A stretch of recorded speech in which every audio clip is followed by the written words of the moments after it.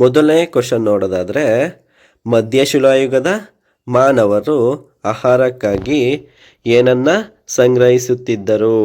ಏನನ್ನು ಸಂಗ್ರಹ ಮಾಡ್ತಿದ್ರು ಮಧ್ಯಕಾಲಯುಗದ ಮಾನವರು ಆಹಾರಕ್ಕಾಗಿ?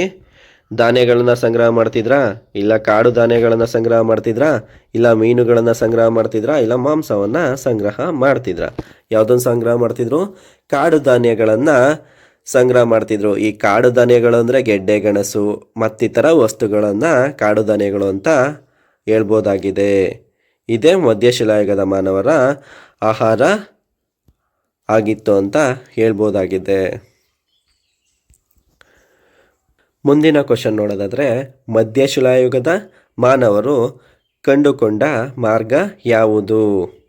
ಏಕೆಂದರೆ ಧಾನ್ಯಗಳಾಗಲಿ ಬೇಟೆಗಳಾಗಲಿ ನಿರಂತರವಾಗಿ ದೊರಕುತ್ತಿರಲಿಲ್ಲ. ಧಾನ್ಯಗಳಾಗಲಿ ಇಲ್ಲ ಬೇಟೆಗಳಾಗಲಿ ನಿರಂತರವಾಗಿ ದೊರಕ್ತಾ ಇದ್ದಾಗ ಈ ಮಧ್ಯಶಿಲಾಯುಗದ ಮಾನವರು ಕಂಡುಕೊಂಡ ಮಾರ್ಗ ಯಾವುದು? ಕೃಷಿ ಮಾಡೋದನ್ನ ಕಂಡುಕೊಂಡ್ರಾ, ಇಲ್ಲ ಗಾಯಗೊಂಡ ಬದುಕಿಳಿದ ಪ್ರಾಣಿಗಳನ್ನು ಮತ್ತು ದೊರೆತ ಮರಿಗಳನ್ನು ತಂದು ತಮ್ಮೊಟ್ಟಿಗೆ ಸಾಕ್ತಾ ಇದ್ರಾ, ಇಲ್ಲ ದೂರದ ಸ್ಥಳಗಳಿಗೆ ವಲಸೆ ಹೋಗ್ತಾ ಇದ್ರಾ, ಇಲ್ಲ ಮೀನನ್ನು ಹಿಡಿತಾ ಇದ್ರಾ? ಏನು ಮಾಡ್ತಿದ್ರು? ಗಾಯಗೊಂಡ ಮತ್ತು ಬದುಕುಳಿದ ಪ್ರಾಣಿಗಳು ಅಥವಾ ದೊರೆತ ಮರಿಗಳನ್ನು ತಮ್ಮೊಟ್ಟಿಗೆ ಸಾಕುತ್ತಿದ್ರು. ಮುಂದಿನ ಕ್ವಶನ್ ನೋಡೋದಾದರೆ, ಪ್ರಾಣಿಗಳನ್ನು ಸಾಕುವುದು ಯಾವುದಕ್ಕೆ ಚಾಲನೆ ಕೊಟ್ಟಿತು? ಪ್ರಾಣಿಗಳನ್ನು ಸಾಕುವುದು ಯಾವುದಕ್ಕೆ ಚಾಲನೆ ಕೊಟ್ಟಿತ್ತು?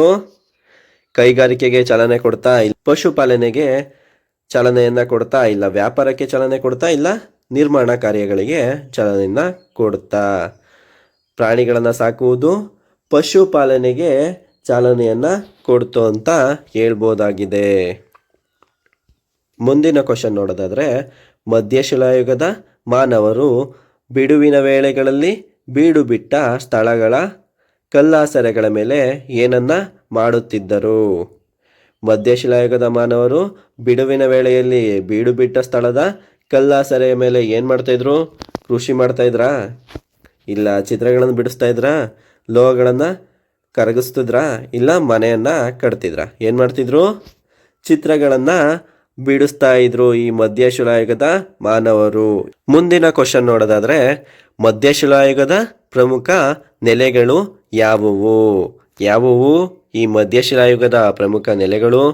ಮೊಹೆಂಜೊದಾರೋ ಹರಪ್ಪನ, ಇಲ್ಲ ಮಧ್ಯಪ್ರದೇಶದ ಭೀಮ್ಬೆಡ್ಕ, ಆದಮ್ಗರ್, ಕರ್ನಾಟಕದ ಬ್ರಹ್ಮಗಿರಿ, ಕನಗನಹಳ್ಳಿ, ರಾಜಸ್ಥಾನದ ಬಾಗೋರ್, ಗಾಣೇಶ್ವರ್, ಪಶ್ಚಿಮ ಬಂಗಾಳದ ಬಿರ್ಬಾನ್ಪುರ್, ಆಂಧ್ರ ಪ್ರದೇಶದ ವಾನ್ಪಸರಿ, ಉತ್ತರ ಪ್ರದೇಶದ ಸರಾಯ್ ನಹರ್ ರಾಯ್ ಮತ್ತು ಮಹದಾಹ, ಇಲ್ಲ ದೆಹಲಿ, ಬೆಂಗಳೂರ, ಇಲ್ಲ ಸ್ಯಾನ್ ಫ್ರಾನ್ಸಿಸ್ಕೋ ಮತ್ತು ನ್ಯೂಯಾರ್ಕ?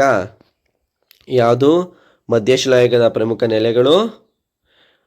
ಮಧ್ಯಪ್ರದೇಶದ ಭೀಮ್ಬೆಡ್ಕ, ಆದಮ್ಗರ್, ಕರ್ನಾಟಕದ ಬ್ರಹ್ಮಗಿರಿ, ಕನಗನಹಳ್ಳಿ, ರಾಜಸ್ಥಾನದ ಬಾಗೋರ್, ಗಾಣೇಶ್ವರ್, ಪಶ್ಚಿಮ ಬಂಗಾಳದ ಬಿರ್ಬಾನ್ಪುರ್, ಆಂಧ್ರ ಪ್ರದೇಶದ ವಾನ್ ಪಸರಿ, ಉತ್ತರ ಪ್ರದೇಶದ ಸರೈ ನಹರ್ ರಾಯ್, ಮಹದಾಹ ಆಗಿದೆ ಅಂತ ಹೇಳ್ಬೋದಾಗಿದೆ.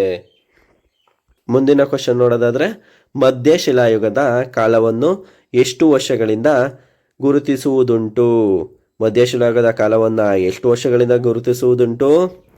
5,000 ವರ್ಷಗಳಿಂದ 2,000 ವರ್ಷಗಳವರೆಗಿನ, ಇಲ್ಲ 12 ವರ್ಷಗಳಿಂದ 9,000 ವರ್ಷಗಳವರೆಗಿನ, ಇಲ್ಲ 20,000 ವರ್ಷಗಳಿಂದ 15,000 ವರ್ಷಗಳವರೆಗಿನ, ಇಲ್ಲ 30,000 ವರ್ಷಗಳಿಂದ 25,000 ವರ್ಷಗಳವರೆಗ?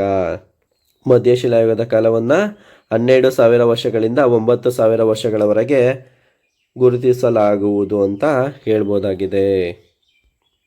ಮುಂದಿನ ಕ್ವಶನ್ ನೋಡೋದಾದರೆ, ನವಶಿಲಾಯುಗದ ಮಾನವರು ಆಹಾರಕ್ಕಾಗಿ ಅಲೆಯುವುದನ್ನು ಬಿಟ್ಟು ಯಾವುದಕ್ಕೆ ಮುಂದಾದರು? ವ್ಯಾಪಾರಕ್ಕೆ ಮುಂದಾದ್ರಾ, ಇಲ್ಲ ಕೈಗಾರಿಕೆಗಳಿಗೆ ಮುಂದಾದ್ರಾ, ಇಲ್ಲ ಆಹಾರ ಉತ್ಪಾದನೆಗೆ ಮುಂದಾದ್ರಾ, ಇಲ್ಲ ಮೀನುಗಾರಿಕೆಗೆ ಮುಂದಾದ್ರಾ? ನವಶಿಲಾಯುಗದ ಮಾನವರು ಆಹಾರಕ್ಕಾಗಿ ಅಲೆಯುವುದನ್ನು ಬಿಟ್ಟು ಆಹಾರ ಉತ್ಪಾದನೆಗೆ ಮುಂದಾದರು.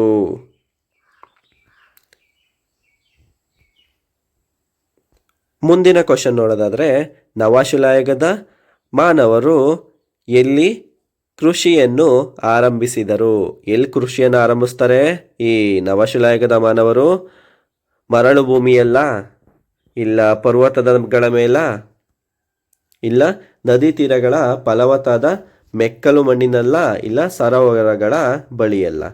ಎಲ್ಲಾರಂಭಿಸ್ತಾರೆ ಈ ನವಶಿಲಾಯುಗದ ಮಾನವರು ಕೃಷಿಯನ್ನು? ನದಿ ತೀರ ಪ್ರದೇಶಗಳಲ್ಲಿ ಫಲವತ್ತಾದ ಮೆಕ್ಕಲು ಮಣ್ಣಿನಲ್ಲಿ ಈ ಕೃಷಿಯನ್ನು ಆರಂಭಿಸ್ತಾರೆ ಅಂತ ಹೇಳ್ಬೋದಾಗಿದೆ. ಮುಂದಿನ ಕ್ವಶನ್ ನೋಡೋದಾದರೆ ಕೃಷಿಯು ಯಾವುದರ ಉದಯಕ್ಕೆ ಮೊದಲ ಹೆಜ್ಜೆಯಾಯಿತು? ಕೈಗಾರಿಕೆಗಳ ಉದಯಕ್ಕೆ ಹೆಜ್ಜೆ ಆಯಿತಾ? ಇಲ್ಲ ಸಂಸ್ಕೃತಿ ಮತ್ತು ನಾಗರಿಕತೆಗಳ ಉದಯಕ್ಕೆ ಹೆಜ್ಜೆ ಆಯಿತಾ? ಇಲ್ಲ ವ್ಯಾಪಾರಕ್ಕೆ ಹೆಜ್ಜೆ ಆಯಿತಾ? ಇಲ್ಲ ಯುದ್ಧಕ್ಕೆ ಹೆಜ್ಜೆ ಆಯಿತಾ? ಕೃಷಿಯು ವ್ಯಾಪಾರದ ಉದಯಕ್ಕೆ ಮೊದಲ ಹೆಜ್ಜೆಯಾಯಿತು ಅಂತ ಹೇಳ್ಬೋದಾಗಿದೆ. ಮುಂದಿನ ಕ್ವಶನ್ ನೋಡೋದಾದರೆ ಭಾರತ ಉಪಖಂಡದಲ್ಲಿ ಕೃಷಿಯ ಆರಂಭದ ಕುರುಹುಗಳು ಎಲ್ಲಿ ಕಂಡುಬಂದಿದೆ?